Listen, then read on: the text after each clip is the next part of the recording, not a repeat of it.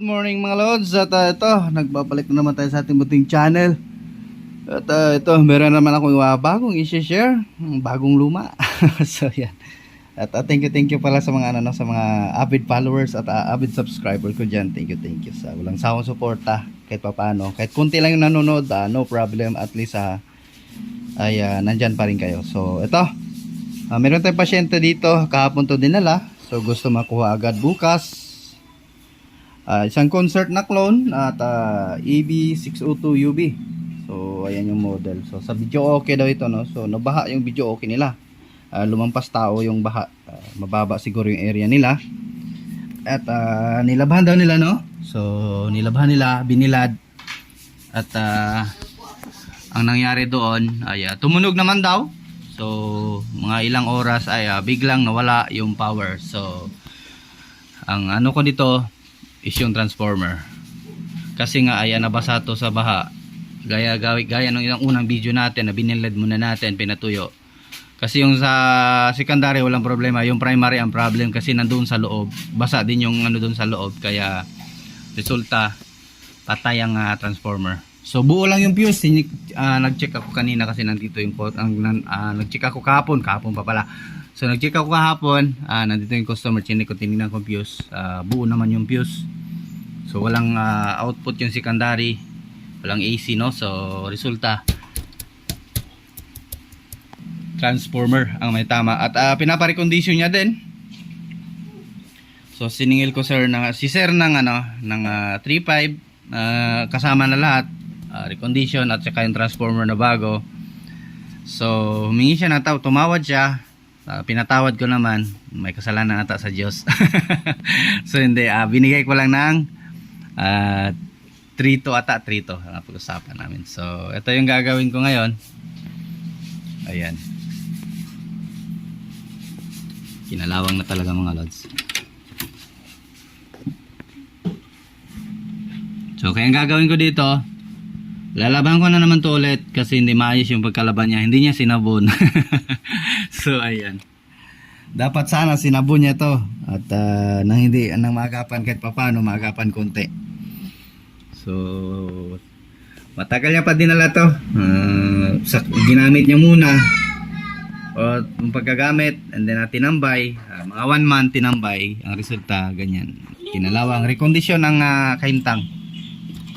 So ito, bago natin ito simulan mga lods, baka hindi ka pa nakasubscribe sa aking munting channel dyan, pasubscribe na po at pakihit na notification bell at ilagay sa all para laging updated. Ulit-ulit tayo. So ayan, at least yung mga hindi pa nag-subscribe dyan, subscribe na. So ayan, thank you. Hello mga lods, morning, no. So ito, update tayo.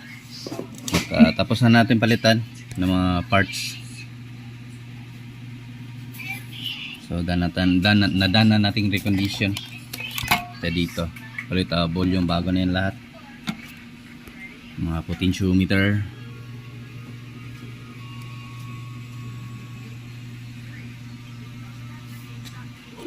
then yung sa input, palitan na rin natin lahat.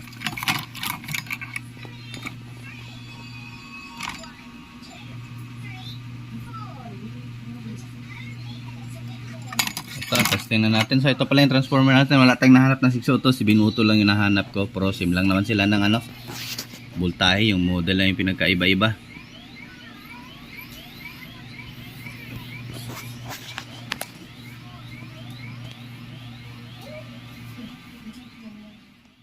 Hello mga lods, update tayo. Ito, nasassemble na natin.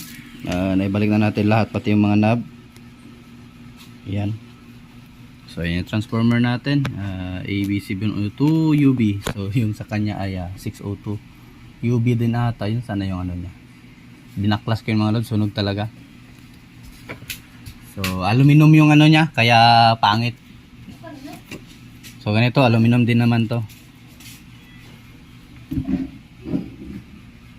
Dito ko yung narpan, dito pala. Dito yung model niya. Ano pala siya, yung EB602A USB. So same lang naman sila ng voltahe, no? 015 pala yung sa sa supply ng ating tone control. Then dito sa is 12012 Then yung green ay 9 volt. Yung dito sa atin ay hindi na ilagay yung supply ng USB. Yung lang 15/15 31. So yun lang yung nailagay nila.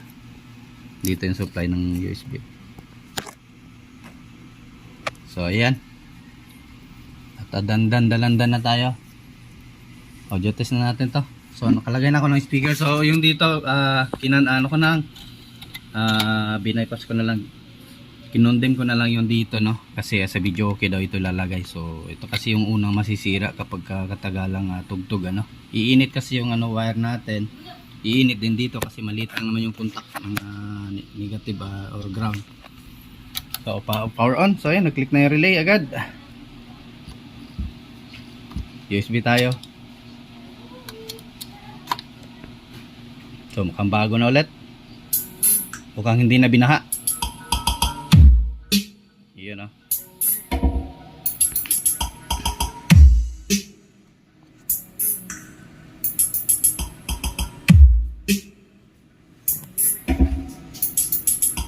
So binago ko po yan. Ginawa ko siyang AB73 Sakura, Sakura AB502 yung kanyang circuit. AB5024.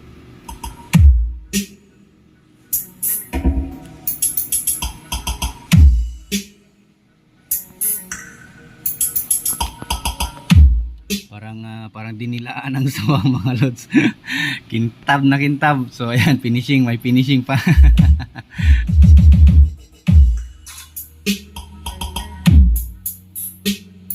So ayan mga suki ko dyan, kung ito yung nagustuhan or mga lods at mga master, mga kutek, ay huwag kalimutang i-like ating video.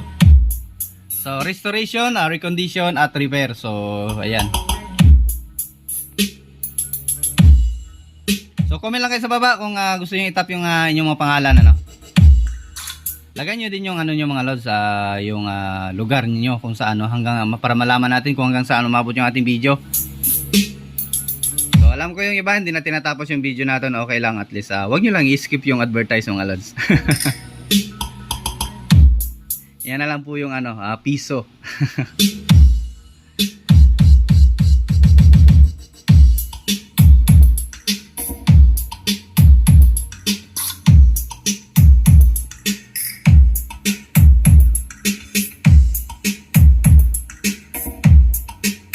So nasagad na po yung natin, bas. So ayan, naisagad ko na po yan.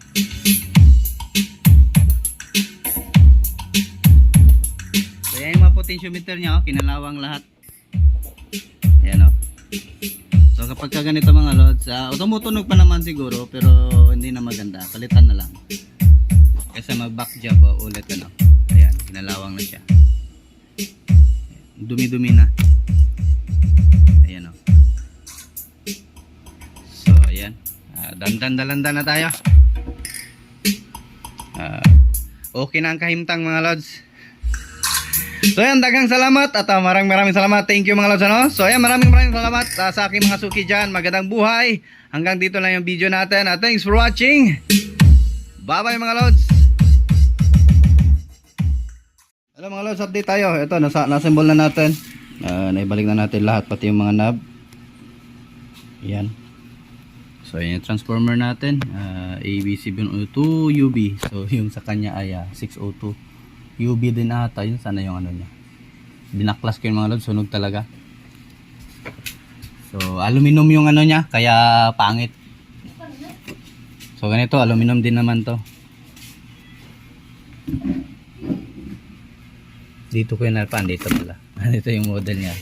Ano pala siya, yung AB602A USB. So same lang naman sila ng voltahe,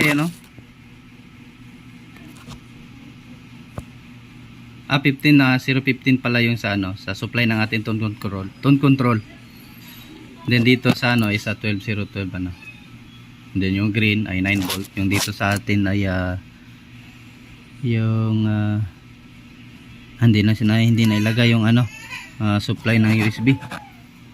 Yung lang 15/15 31. So yun lang yung nailagay nila.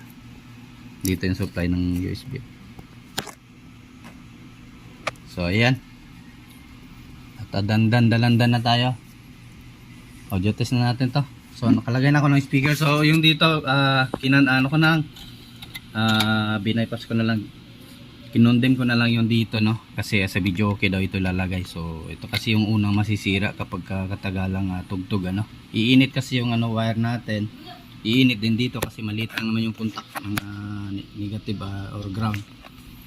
So power on. So ayan, nag-click na yung relay agad. USB tayo. So mukhang bago na ulit. Mukhang hindi na binaha. Yun, oh.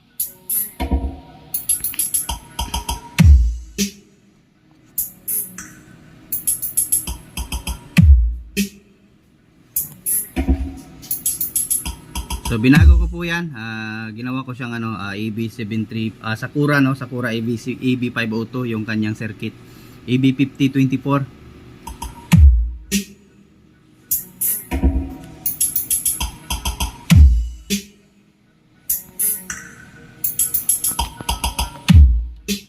Parang dinilaan ang sawang mga lods. Kintab na kintab. So ayan, finishing, may finishing pa.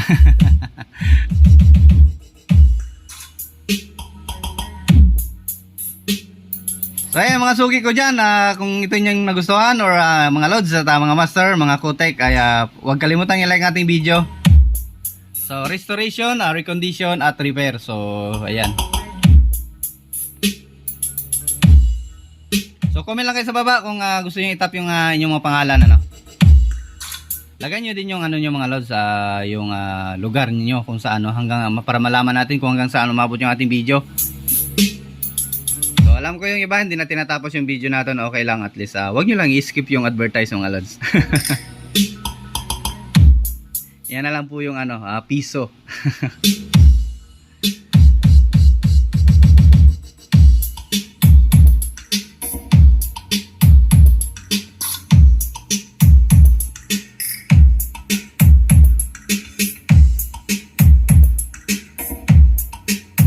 So nasagad na po yung natin, bus. So ayan, naisagad ko na po yan.